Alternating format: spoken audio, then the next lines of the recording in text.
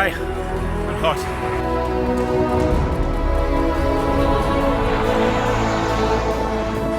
太辛苦了，加油！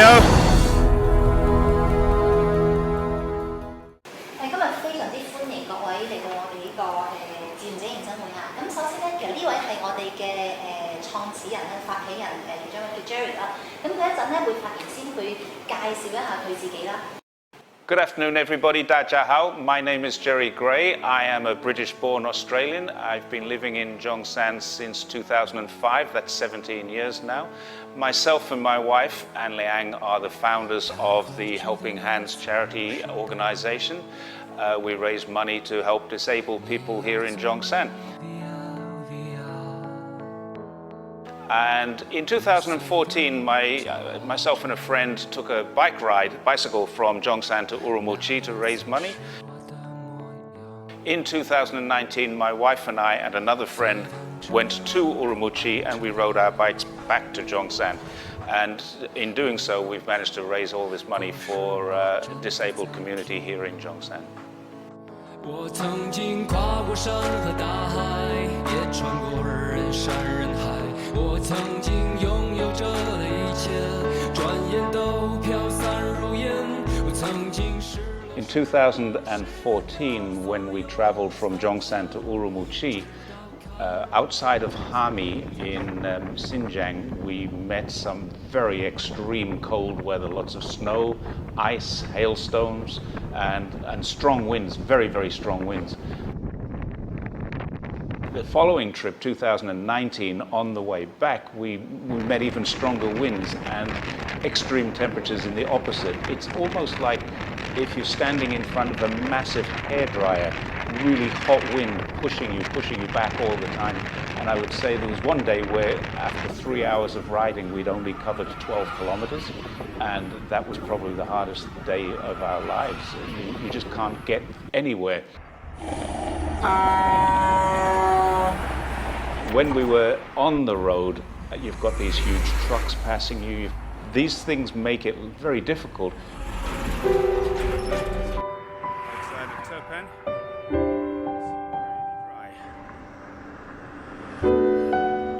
It's dry and hot, but it's worth it.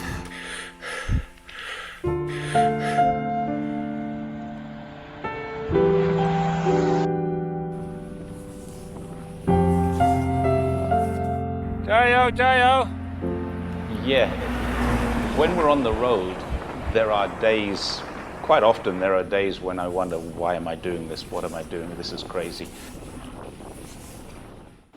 My first ride, Phil made this comment to me which stuck with me for a long time. We were doing it for the disabled people. At least we can get here. They can't.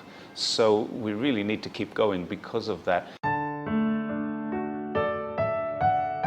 We arranged to have a charity party, so we decided to charge people but cover the cost of all the things, and anything left would become a charitable donation.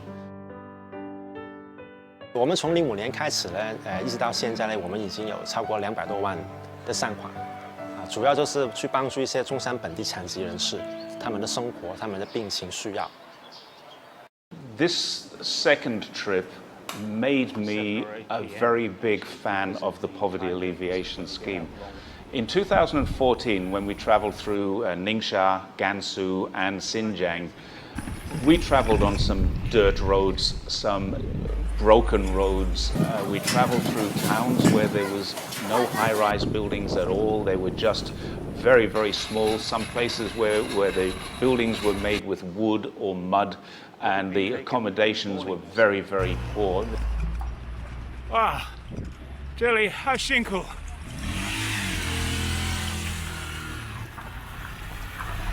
And I remember in 2019, and as we cycled through, all I saw was modern high-rise and a shopping centre, and where I'd seen donkey carts and people going about their daily business on foot, they were now on motorbikes, electric bikes. They had three-wheeler motorbikes, and the shopping centre had a car park with loads of cars in it. And that's just in 5 years. It was really surprising to me to see that the standard of living generally for most people in that area had increased quite a lot. Having some great roads. Fantastic. The roads started.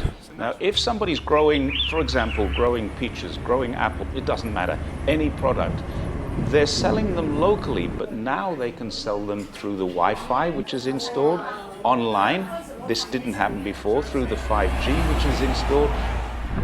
Near the border of Ningxia and Gansu. It's very, very beautiful. And the idea is that they don't just throw money into the villages and say, here's some money. They actually put money into programs that build up businesses within those villages, so those villages will become self-sustaining, and probably are already. Most of them are self-sustaining. If I was asked to judge the poverty alleviation program as being successful or unsuccessful, I have to say it's very successful. The fact that nearly 1 billion people have moved from poverty into some degree of affluence or mid-level comfort, that in itself is unprecedented in history.